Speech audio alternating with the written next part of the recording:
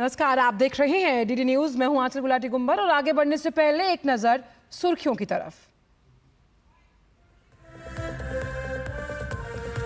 किसानों को मिलेगी बड़ी सौगात। प्रधानमंत्री नरेंद्र मोदी आज ज्यादा उपज देने वाले 61 फसलों की 109 किस्में करेंगे जारी।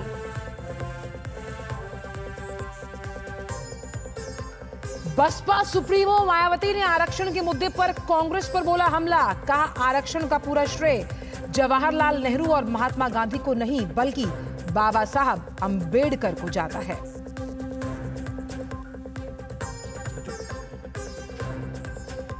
पश्चिम बंगाल में महिला डॉक्टर के खिलाफ हत्या के खिलाफ कोलकाता से लेकर दिल्ली तक प्रदर्शन। इंडिया मेडिकल एसोसिएशन की 48 घंटे के भीतर कार्रवाई की मांग। पूरे देश में विरोध प्रदर्शन की भी चेतावनी।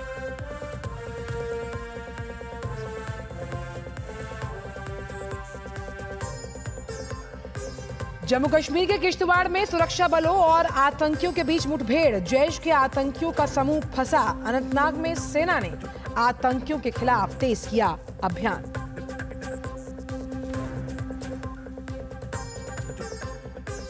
सेबी प्रमुख माधवीपुरी बुच ने हिंडनबर्ग की नई रिपोर्ट में लगाए गए आरोपों से किया इनकार। बुच और उनके पति पर अडानी कंपनी के फंड में हिस्सेदारी का लगाया गया था आरोप।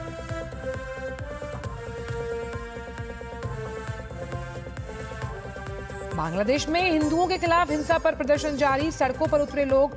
विदेशों में भी कई जगहों पर हुए प्रदर्शन। अंतरिम सरकार के प्रमुख मोहम्मद यूनुस ने की अल्पसंख्यक समुदायों पर हमले की निंदा।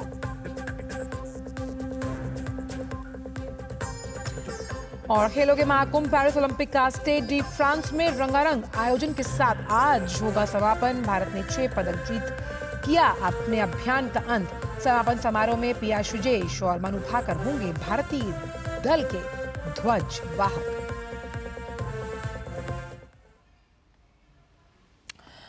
और इस वक्त की बड़ी खबर आ रही है बसपा सुप्रीमो मायावती के ट्वीट से लेकर जो उन्होंने अभी साझा किए हैं।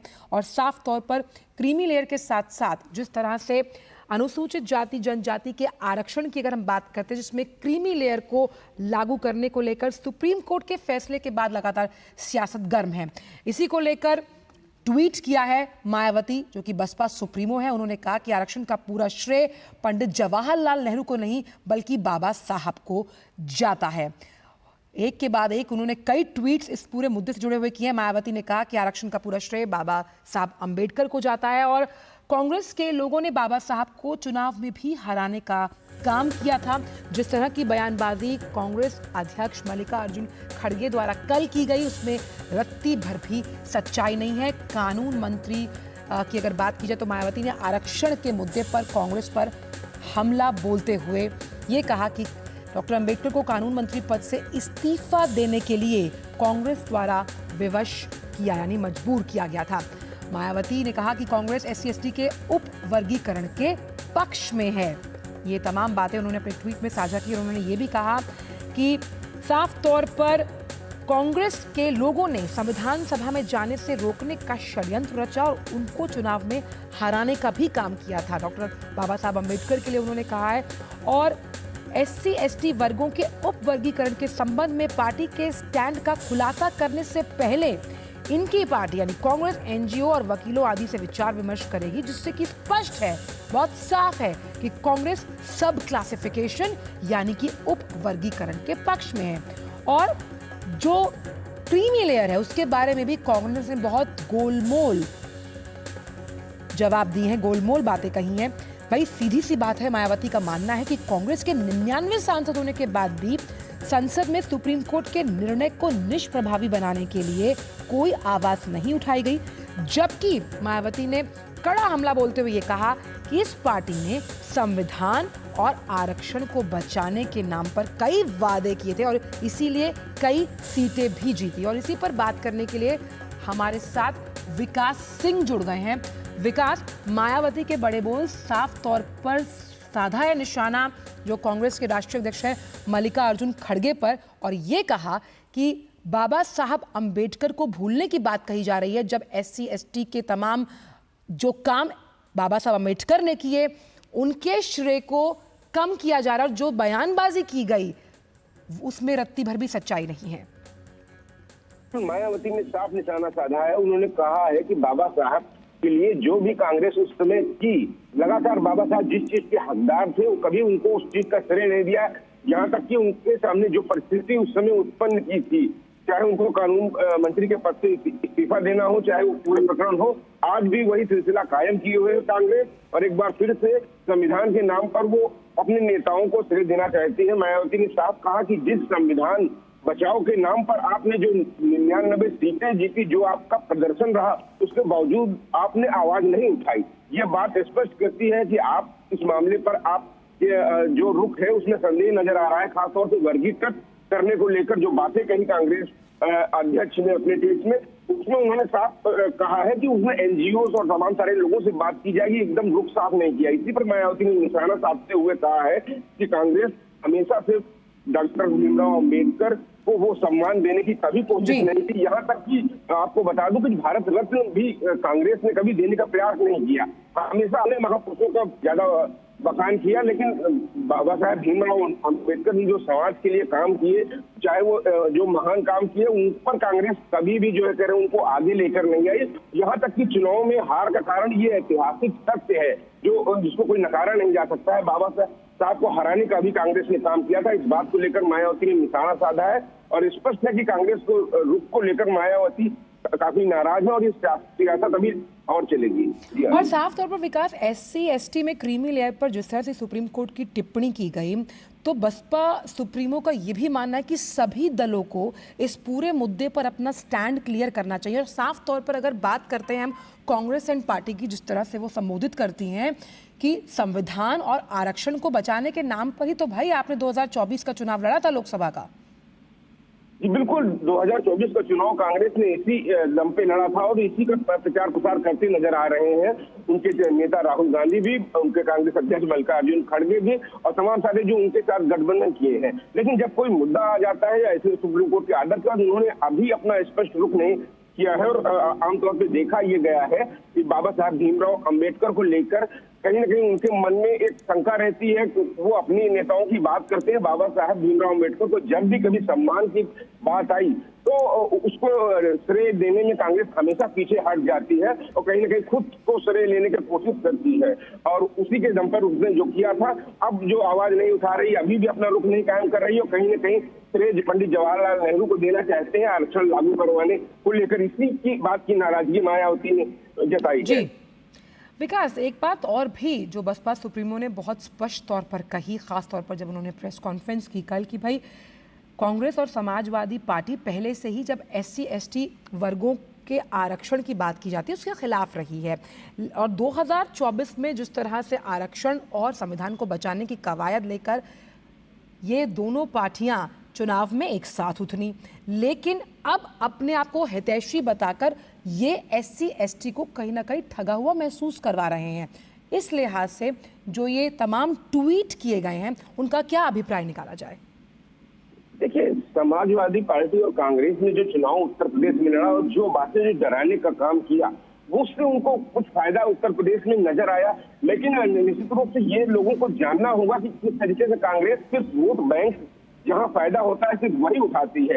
यही बात कल मुख्यमंत्री योगी आदित्यनाथ ने भी कही थी, जब बांग्लादेश में वहां पर जो 90% जो हिंदू है उनमें 90% दलित है, लेकिन उनके लिए आवाज नहीं उठाई जा रही है। इसलिए नहीं उठाई जा रही है क्योंकि वो उनका वोट बैंक नहीं है। वोट बैंक न खिसक जाए, वोट बैंक अपना न खिसके, इसके लिए कांग्रेस जो है कह रहे हैं ये नहीं करती है या अन्य विपक्षी पार्टियां नहीं करती हैं। जबकि मुद्दे होने चाहिए वहाँ दलित, कमजोर, वंचितों की आवाज उठाने के लिए हमेशा विपक्ष की बात नहीं होती है, बात होती है इंसानियत की, मानवता की। ऐसे मुद्दों पर खुलकर सामने आना चाहिए।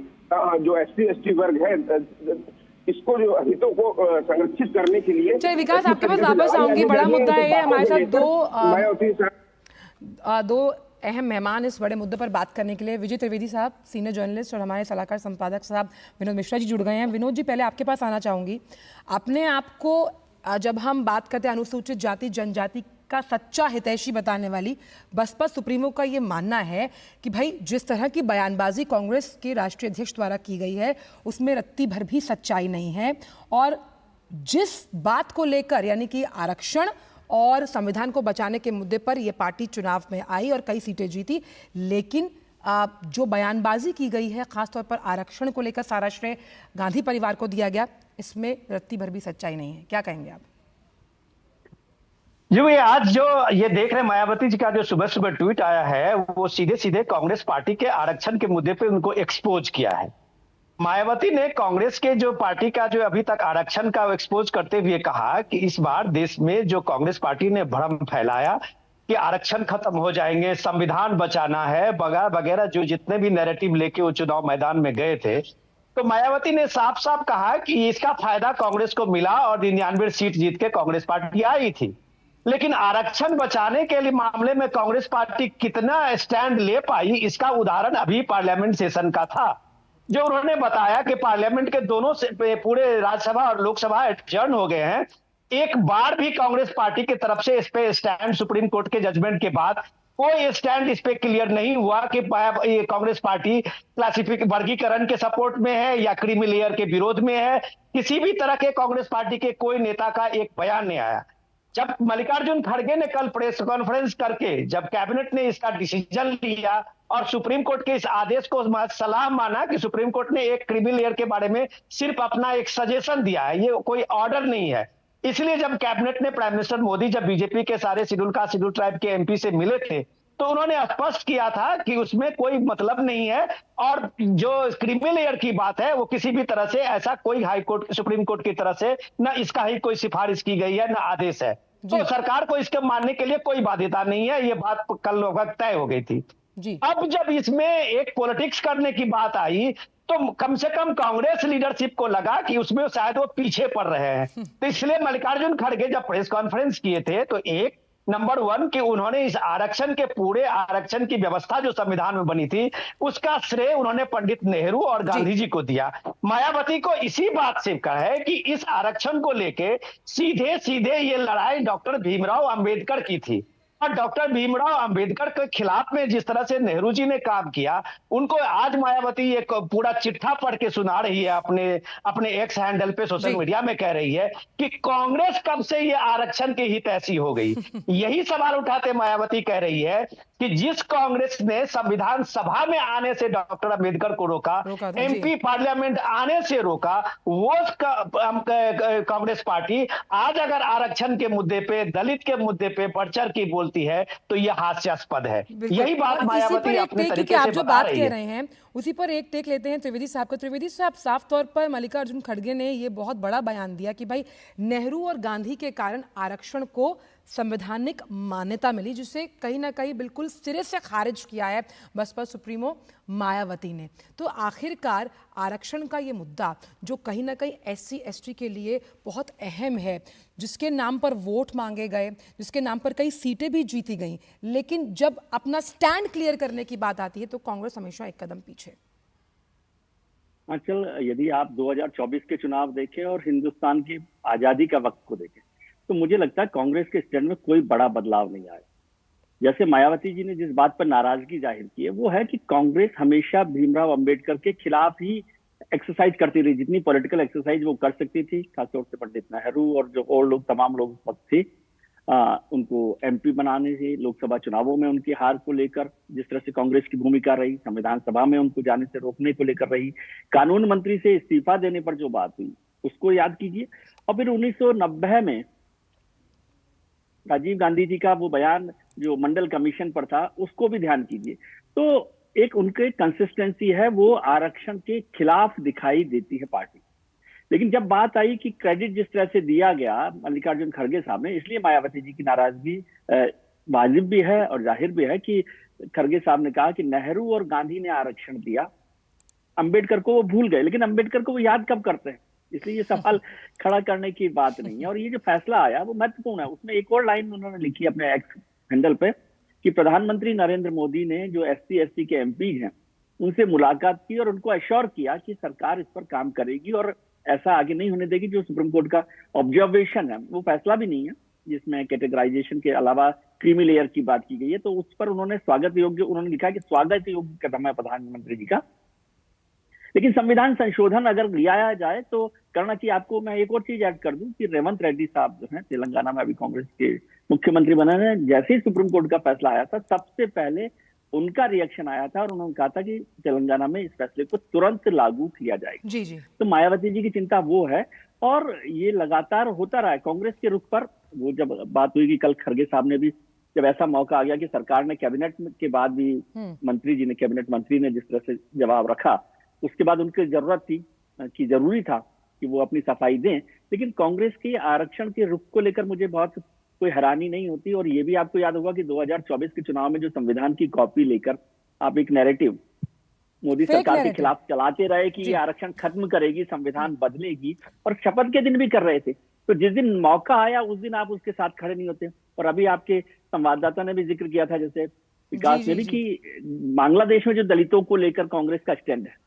तो अब विनोद जी, अपॉर्चुनिस्ट किस्म का अगर हम देखें, हालांकि राजनीति से ओतप्रोत है विनोद मिश्रा जी, तो अपॉर्चुनिस्ट किस्म की पार्टी के तौर पर लगातार बसपा सुप्रीमो का मानना है कि इस पूरे आरक्षण के मुद्दे पर कांग्रेस का स्टैंड रहा है। लेकिन मेरा सवाल यहाँ पर ये है कि अब जो बाई इलेक्शन होने वाले हैं उत्तर प्रदेश में, ये जिस तरह से आरक्षण का मुद्दा इस वक्त सियासत इस पर बहुत गर्म है, कितना बड़ा हो सकता है उसके नतीजों में, खासतौर पर बसपा सुप्रीमो के लिए, कांग्रेस के लिए, सपा के लिए?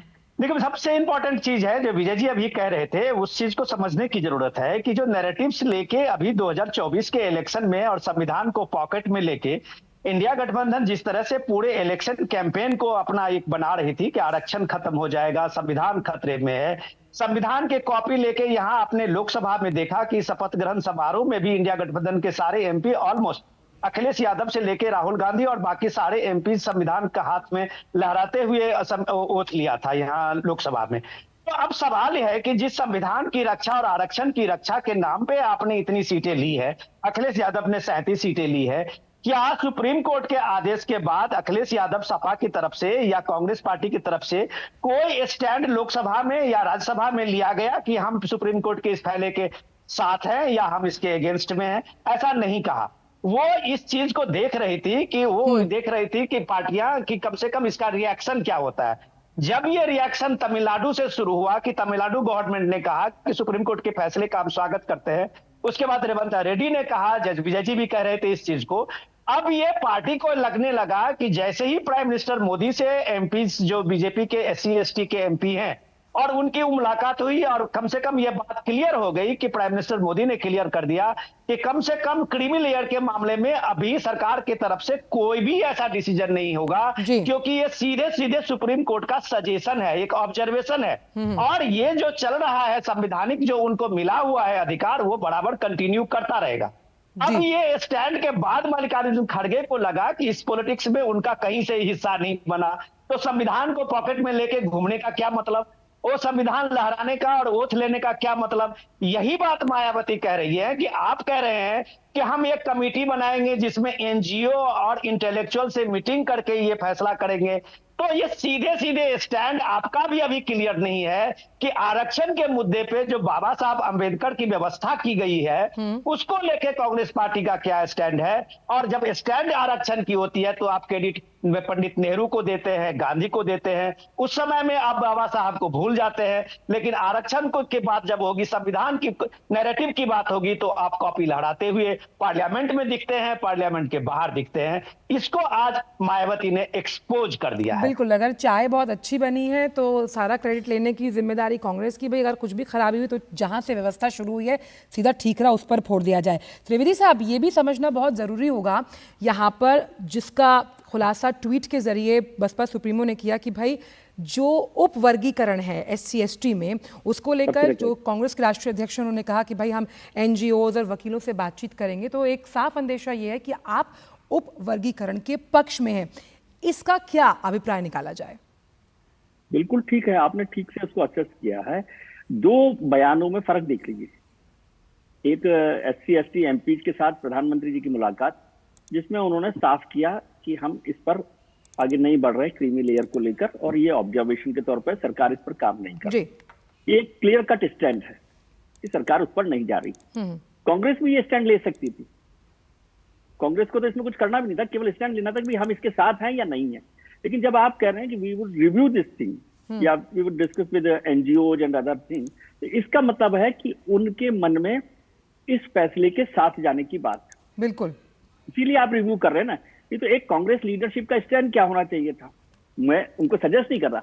यदि वो इसके खिलाफ होते तो मल्लिकार्जुन खड़गे साहब, जो कि दलित अध्यक्ष है, जिनको कांग्रेस ने इतना बेचा है लोकसभा चुनावों में कि भाई दलित अध्यक्ष उनके पास है और उसको लेकर वो तमाम जी, जी। नेतृत्व की बातें हुई है, तो कल मल्लिकार्जुन खड़गे साहब साफ साफ कह सकते थे कि भाई हम इस स्टैंड पर सुप्रीम कोर्ट के फैसले के साथ हैं बिल्कुल, या नहीं बहुत है। अहम मुझे आपने कोई बात suggestion कही देने कि की भाई जरूरत नहीं। आपने एक राष्ट्रीय अध्यक्ष जब बनाया तो आपने कहा कि वो दलित है, हम दलित चेहरे को प्रमुखता से एक प्रतिनिधित्व दे रहे हैं, लेकिन जब बात आती है अपना स्टैंड क्लियर करने की, खासतौर पर इतने बड़े मुद्दे को लेकर, तो आप खुद असमंजस की स्थिति में। बहुत बहुत शुक्रिया, समय कम है लेकिन ये मुद्दा बहुत बड़ा, लगातार आगे भी हम इस पर चर्चा करते रहेंगे। बहुत बहुत शुक्रिया आपका विनोद मिश्रा जी और त्रिवेदी साहब इस खास विशेष चर्चा में जुड़ने के लिए। दूसरी अहम खबर जो आज लगातार सुर्खियों में रहने वाली है वो सेबी से जुड़ी हुई है। वो खबर क्या है वो आपको बताएं। भारतीय प्रतिभूति और विनिमय बोर्ड यानी कि सेबी की जो अध्यक्ष है माधवीपुरी बुच और उनके पति धवल बुच ने शॉर्ट सेलर हिंडनबर्ग रिसर्च के आरोपों का खंडन किया। अमेरिकी निवेश अनुसंधान फर्म हिंडनबर्ग रिसर्च का आरोप है कि माधवीपुरी बुच और धवल बुच के पास अडानी समूह से जुड़ी जो ऑफशोर संस्थाओं में हिस्सेदारी है। और बुच ने एक बयान में यह भी कहा कि उनका जीवन और आय पहले से ही पब्लिक डोमेन में है, यानी कि सार्वजनिक है। उन्होंने कहा कि विगत वर्षों में सेबी को हर जरूरी दस्तावेज जो हैं, जो इंपॉर्टेंट डॉक्यूमेंट्स हैं, वो ऑलरेडी सबमिट किए जा चुके हैं, सौंपे जा चुके हैं। सेबी प्रमुख और उनके पति ने कहा कि उन्हें आगे भी किसी भी तरह के वित्तीय दस्तावेज को सार्वजनिक करने में कोई झिझक नहीं होगी और उन दस्तावेजों की जांच भी की जा सकती है जब वो सेबी से जुड़े नहीं थे। हिंडनबर्ग ने 2015 के निवेश का हवाला दिया है। माधवी बुच की सेबी की पूर्णकालिक सदस्य के रूप में 2017 में नियुक्ति की गई। उन्हें 2022 में सेबी का अध्यक्ष बनाया गया। और हिंडनबर्ग जो है, जिस तरह से उन्होंने एक ट्वीट कर सनसनी फैलाई थी, करीबन सुबह का ट्वीट था, अचानक जो ट्वीट किया फिर वो ट्रेंड करने लगा कि भारत में कुछ बड़ा होने वाला है। और अब जो तमाम आरोप लगाए गए हैं सेबी चीफ पर, हिंडनबर्ग द्वारा उनको सिरे से खारिज किया है सेबी चीफ ने। और फिलहाल इन समाचारों में इतना ही। दीजिए इजाजत, नमस्कार।